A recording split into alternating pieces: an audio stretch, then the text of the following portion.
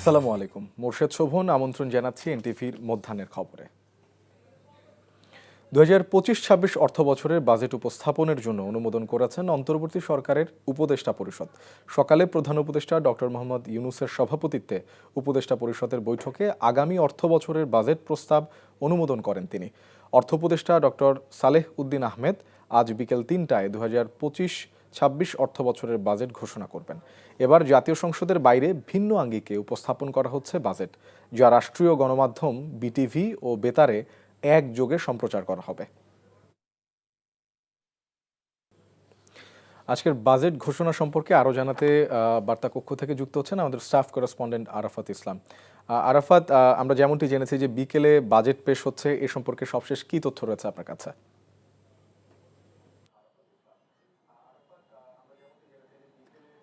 রাজনৈতিক পট পরিবর্তনের পর অন্তর্বর্তী সরকার প্রথমবারের মতন বাজেট ঘোষণা করতে যাচ্ছে, যেটি স্বাধীন বাংলাদেশের 54তম বাজেট এবং সংকোচনমূলক দিকে হাঁটছে বর্তমান সরকার। তারই প্রেক্ষিতে কিন্তু ইতিহাসে প্রথমবারের মতন বাংলাদেশের যে জাতীয় বাজেট সেটি কিন্তু কমিয়ে আনা হয়েছে। আমরা যদি চলতি অর্থ বছরের কথা বলি, চলতি অর্থ বছর থেকে প্রায় 7,000 কোটি টাকা কমিয়ে 7,90,000 কোটি টাকার বাজেট দিতে যাচ্ছে বর্তমান সরকার। এবং এই সরকারের যে বাজেট প্রণয়নের ক্ষেত্রে সবচেয়ে বেশি অগ্রাধিকার থাকবে মূল্যস্ফীতি, যেটি বিগত সরকার থেকে কিন্তু আমরা দেখতে পেয়েছি উচ্চ মূল্যস্ফীতির কষাঘাতে সাধারণ যারা জনগণ ছিল তাদের কিন্তু একটি দুর্দশার মধ্য দিয়ে সময় পার করতে হয়েছে। সেটিকে প্রধান লক্ষ্য হিসেবে তারা নিয়েছে। এর পাশাপাশি যদি আমরা বলি, বাজেট বরাদ্দের ক্ষেত্রে বেশ কয়েকটি খাতে গুরুত্ব দেওয়া হয়েছে। তার মধ্যে শিক্ষা, স্বাস্থ্যর পাশাপাশি এবার পরিবহন ও যোগাযোগ এবং একই সাথে যে খাদ্য কর্মসূচি এবং সামাজিক নিরাপত্তা খাতেও কিন্তু ভাতার পরিমাণ বাড়ছে। এবং আপনাকে আরেকটি বিষয় জানিয়ে রাখি, বাজেট ঘাটতি কমাতে কিন্তু এবার যে এডিপি বা উন্নয়ন কথা বলি আমরা, উন্নয়ন বরাদ্দের ক্ষেত্রে কিন্তু সেটি কমানো হয়েছে। বার্ষিক উন্নয়ন কর্মসূচির আকার ধরা হয়েছে এবার 2,30,000 কোটি টাকা, যা চলতি অর্থ বছর থেকে 30,000 কোটি টাকা কম। এছাড়া রাজস্ব খাতে বরাবরই সরকারের একটি লক্ষ্য থাকে যে বাজেট ঘাটতি যেটি সেটি কমিয়ে আনার ক্ষেত্রে রাজস্ব আহরণের দিকে একটি লক্ষ্যমাত্রা থাকে। এবার কিন্তু তার ব্যত্যয় ঘটেনি। প্রত্যক্ষ কর এবং পরোক্ষ করের ক্ষেত্রে কিন্তু একটি বিশেষ একটি নির্দেশনা দেওয়া হয়েছে। একই সাথে রাজস্ব লক্ষ্যমাত্রা বাড়ানোর জন্য কিন্তু আমরা যেটি দেখতে পেয়েছি, সরকারের যে একটি আলোচনা ছিল যে এনবিআরকে বিভক্ত করার মধ্য দিয়ে এর কার্যক্রম বানানো। সেক্ষেত্রে যদি আমরা দেখি, বাজেট ঘাটতি কমাতে এবার রাজস্ব লক্ষ্য নির্ধারণ করা হয়েছে 5,18,000 কোটি টাকা, কিন্তু এরপরেও 2,26,000 কোটি টাকা কিন্তু বাজেট ঘাটতি থেকে যাচ্ছে। এর পাশাপাশি বাজেট ঘাটতি মেটাতে বৈদেশিক ঋণের পাশাপাশি অভ্যন্তরীণ বিভিন্ন ব্যাংক থেকে কিন্তু সরকার ঋণ করছে। সব মিলে যেটি বলা যেতে পারে যে গতানুগতিক বিগত সরকার বা এর আগের বছরগুলিতে আমরা যে সকল বাজেট দেখেছি তার বাইরে কিছুটা ব্যতিক্রম হচ্ছে, যেহেতু এবার সংসদ কার্যকর নেই। তার ফলে কিন্তু আমরা যদি বলি, বিগত 2006-07 তত্ত্বাবধায়ক সরকারের পর কয়েক বছর পর এবার টিভির মাধ্যমে অর্থ উপদেষ্টা কিন্তু বাজেট উপস্থাপন করবেন, যেটি বাংলাদেশ টেলিভিশন বিটিভি এবং বেতার থেকে বিকেল 3টায় একযোগে সম্প্রচার করা হবে। তো সব মিলে এখন পর্যন্ত এই ছিল আমার কাছে আসন্ন আজকের যে বাজেট সেটির সবশেষ আপডেট। আরাফাত, আপনাকে ধন্যবাদ। দর্শক, বার্তা কক্ষ থেকে জানছিলাম আজকের বাজেট সম্পর্কে। উজান থেকে নেমে আসা পাহাড়ি ঢলে নদ নদীর পানি বাড়ায় ব্রাহ্মণবাড়িয়া, সিলেটে রাঙামাটি ও খাগড়াছড়ির নিচু এলাকা প্লাবিত হয়েছে। উজান থেকে নেমে আসা পাহাড়ি ঢল আর টানা বর্ষণে ব্রাহ্মণবাড়িয়ার আখাউড়া স্থলবন্দর এলাকায় আশেপাশের সীমান্তবর্তী 10টি গ্রাম প্লাবিত হয়েছে। অস্বাভাবিকভাবে পানি ঢোকায় তলিয়ে গেছে ওইসব এলাকার রাস্তাঘাট। উপজেলার দক্ষিণ ইউনিয়নের কালিকাপুর, বীরচন্দ্রপুর, আবদুল্লাপুর, বঙ্গেরচর গ্রামের জমি ও রাস্তাঘাট তলিয়ে গেছে। এদিকে পাহাড়ি ঢলে সিলেটের সুরমা ও কুশিয়ারা নদীর পানি বিপদসীমার উপর দিয়ে বইছে। এতে গোয়াইনঘাট, কানাইঘাট, কোম্পানিগঞ্জ, জকিগঞ্জ, ফেঞ্চুগঞ্জ উপজেলার নিম্নাঞ্চল প্লাবিত হয়েছে।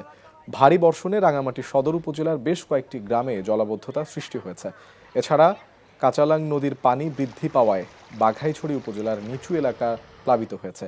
ওদিকে খাগড়াছড়ির দীঘিনালায় বন্যা পরিস্থিতি কিছুটা উন্নতি হয়েছে। দীঘিনালার লংদু সড়কের মেরুংয়ের স্টিল ব্রিজ এলাকায় পানিতে রাস্তা ও ব্রিজ তলিয়ে যাওয়ায় লংদুর সাথে দীঘিনালা উপজেলার সড়ক যোগাযোগ এখনও বিচ্ছিন্ন রয়েছে।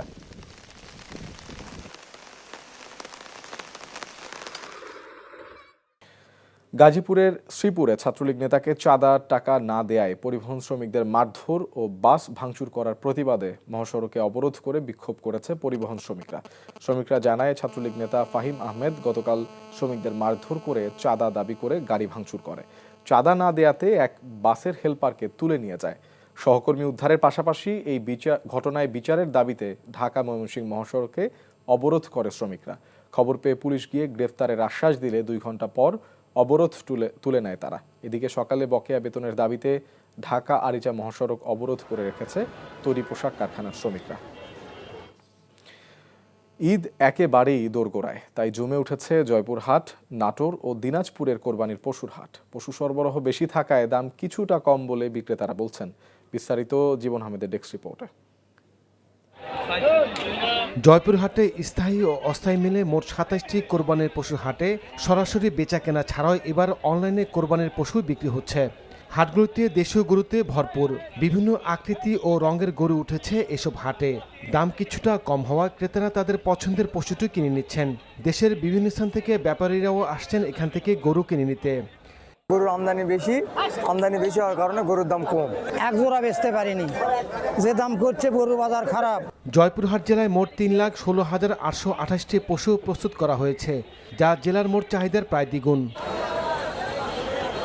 এদিকে নাটোরের কোরবানির হাটগুলো জমজমাট।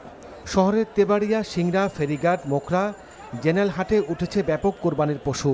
হাটে ভারত ও মিয়ানমারের গরু নেই বললে চলে। ছোট ও মাঝারি এসব গরু মিলছে 1 লাখ থেকে 1,20,000 টাকার মধ্যে। দাম চাওয়া বেশি হলেও গতবারের তুলনায় এবছর কমেই পাওয়া যাচ্ছে। চেষ্টা করবো তো ভালো বাজারে বেচার জন্য, সবাই তো আশা করে আছি। ওদিকে দিনাজপুর জেলায় এবছর স্থায়ী ও অস্থায়ী মিলে মোট 68টি হাটে চলছে বেচাকিনা। 65 থেকে 80 হাজারের মধ্যে মিলছে মাঝারি আকৃতির গরু। বেচাকিনা আছে এবং বেশিও হয়, কমন হয়, মিডিয়াম ভাবে গরুর দাম আছে। রোগাক্রান্ত কোনো গবাদি পশু যাতে হাটে উঠতে না পারে সেজন্য প্রাণী সম্পদ অধিদপ্তর থেকে মনিটরিং করা হচ্ছে। জীবন আহমেদ, এনটিভি নিউজ ডেস্ক। এই ছিল মধ্যাহ্নের খবরে। এই খবরের ভিডিও সহ আপডেট জানতে ভিজিট করুন এনটিভি অনলাইন www.ntvbd.com। এছাড়াও এনটিভির জনপ্রিয় সব অনুষ্ঠান ও খবরের আপডেট জানতে ভিজিট করুন আমাদের ইউটিউব ও ভেরিফাইড ফেসবুক পেজ। 2টায় দুপুরের খবর দেখার আমন্ত্রণ রইল। ধন্যবাদ সবাইকে।